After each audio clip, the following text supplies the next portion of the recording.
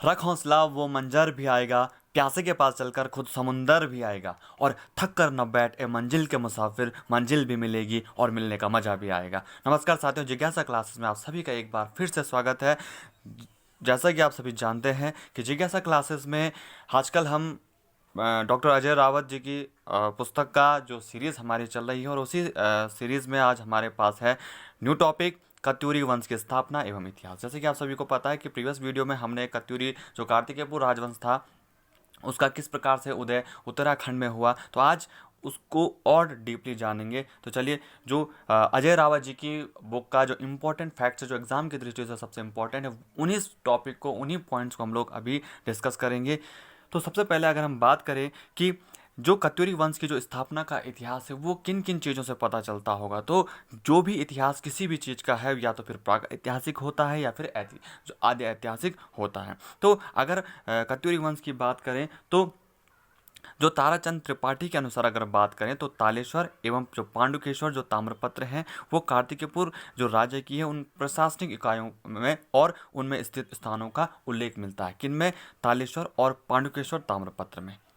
इसी के साथ अगर तालेश्वर दानपत्र की बात करें तो उसमें कार्तिकेयपुर के अंतर्गत वर्णित सभी स्थान कत्यूरी घाटी में विद्यमान थे, उसमें ऐसी ये सारी चीज़ें लिखी गई है। अगर हम बात करें तो वर्तमान इसी के साथ में पांडुकेश्वर के प्रथम दानपत्र और कंडारा से प्राप्त एक दानपत्र में कार्तिकेयपुर नरेश ललित सुर देव का है, एक दानपत्र पट्टम देव का है और एक दानपत्र देसर देव का है तथा एक सुभिक्ष राज देव का है। तो जो पांडुकेश्वर ताम्रपत्र जो मिले हैं वो इन राजाओं से संबंधित भी थे। तो हम कह सकते हैं कि तालेश्वर ताम्रपत्र में कत्यूरियों के विषय का वर्णन है, पांडुकेश्वर ताम्रपत्र में कत्यूरी विषय का वर्णन है। इसी के साथ ही अगर हम बात करें तो इनकी जो राजधानी थी वो कहाँ थी? जोशीमठ में है। जो वर्तमान जोशीमठ है वहाँ पर कत्यूरियों की जो राजधानी हुआ करती थी। इसी के साथ ही बागेश्वर से जो प्राप्त त्रिभुवन राज का जो शिलालेख है वहाँ से भी प्रथम कत्यूरी नरेश का नाम बसंत देव था। तो जैसे कि मैंने आपको कल बताया था कि प्रथम परिवार का प्रथम जो संस्थापक था, प्रथम जो राजा था वो बसंत देव था। और इसका वर्णन कहाँ पर है? बागेश्वर में जो त्रिभुवन राज का शिलालेख प्राप्त हुआ है। तो ये भी क्वेश्चन बन सकता है कि त्रिभुवन राज का शिलालेख कहाँ से प्राप्त हुआ है, तो बागेश्वर से प्राप्त हुआ है। इसी के साथ ही अगर हम बात करें बसंत देव के राजा काल की, बसंत देव का जो राजा काल रहा है, टाइम पीरियड रहा है, वो 633 से और 645 ईस्वी तक रहा है। कब से रहा है? 633 से 645 ईस्वी तक इसका शासनकाल रहा है बसंत देव का। इसी के साथ में अगर कार्तिकेयपुर नरेशों की बात करें तो अभी तक 8 अभिलेख प्राप्त हुए हैं, और जितने भी अभिलेख प्राप्त हुए हैं उन सभी अभिलेखों की जो लिपि है वो कुटिला थी। तो कई बार क्वेश्चन आता है कि कत्यूरी वंशों की जो लिपि क्या थी, तो कुटिला थी। क्या थी? कुटिला थी। और ये कुटिला लिपि पाल वंशों की भी थी और कुछ तिब्बत से प्राप्त ताम्रपत्रों में भी ये कुटिला लिपि मिलती है। तो हम कह सकते हैं कि जो कत्यूरी वंश था उसका जो समकालीन था वो पाल वंश ही थे। इसी के साथ में अगर और हम बात करें तो और किन किन जो कत्यूरी अभिलेख मिले हैं उनमें बसंत देव, निम्बर देव और सलूणादित्य आदि के सारे शिलालेख हमें प्राप्त हुए हैं।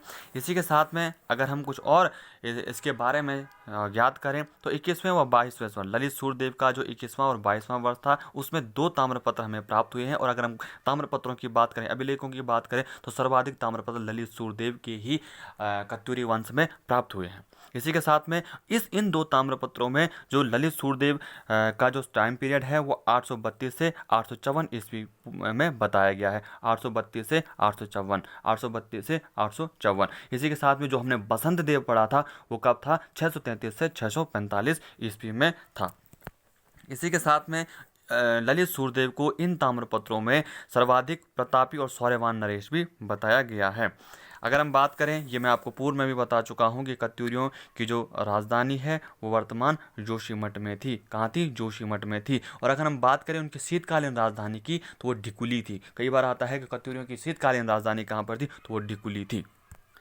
अब बात की जाए कत्यूरी के सीमा विस्तार की, तो जो कत्यूरी नरेश जो थे वो पश्चिम में सतलज नदी के तट से लेकर दक्षिण के मैदान तक इनका जो राज्य है वो फैला हुआ है। और हम कह सकते हैं कि जो संपूर्ण रोहिलखंड है वो कत्यूरी वंश के अधीन आता था। इसी के साथ में जो इनके जो कुछ पदाधिकारी हुआ करते थे वो कौन थे, उनका कार्य क्या था, तो उनको भी हम पढ़ लेते हैं। अगर हम बात करें प्रांतपाल, तो प्रांतपाल कत्यूरी शासन में क्या कार्य करता था, तो प्रांतपाल सीमा जो जितने भी राज्य की सीमाएं होती थी उनका जागरूक प्रहरी था, मीन सीमाओं की सुरक्षा ये करता था। कौन? प्रांतपाल।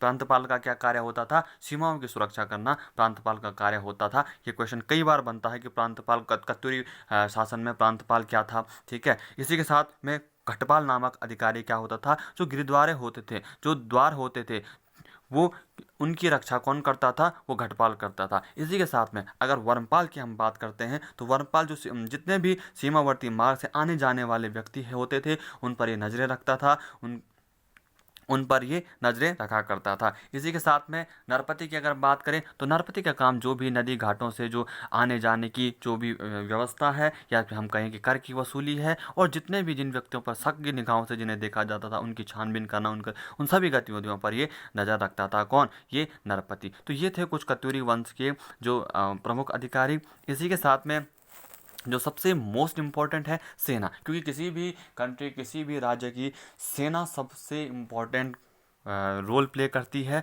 तो सेना कैसे थी तो उसको भी पढ़ लेते हैं। अगर हम कत्यूरी की जो सेना की बात करें तो 4 भागों में विभक्त थी। कितने भागों में थी? कत्यूरी जो सेना थी वो 4 भागों में विभक्त थी। और वो कौन कौन थे, वो किस प्रकार की सेना कत्यूरी राजवंश में थी, तो वो पढ़ लेते हैं। पहली सेना पदातिक थी, दूसरी सेना अश्वरोही थी, तीसरी सेना गजारोही थी, और चौथी सेना उष्टारोही थी। पदातिक मीन्स पैदल चलने वाले सैनिक, अश्वरोही मीन्स घोड़े पर चलने वाले सैनिक, गजारोही मीन्स जो हाथी पर चलने वाला, उष्टारोही मीन्स ऊंट पर चलने वाले सैनिक। अब जो पदातिक थे, जो पैदल सेना थी, उनका जो सर्वोच्च अधिकारी था वो पदातिक सेना का सर्वोच्च अधिकारी गोलमेक कहलाता था। पैदल सेना को हम कह सकते हैं क्योंकि गोलमेक कहते थे, तो पदातिक को क्या कहते थे? गोलमेक कहते थे। मीन्स जो पैदल सेना है उसको गोलमेक कहा जाता था।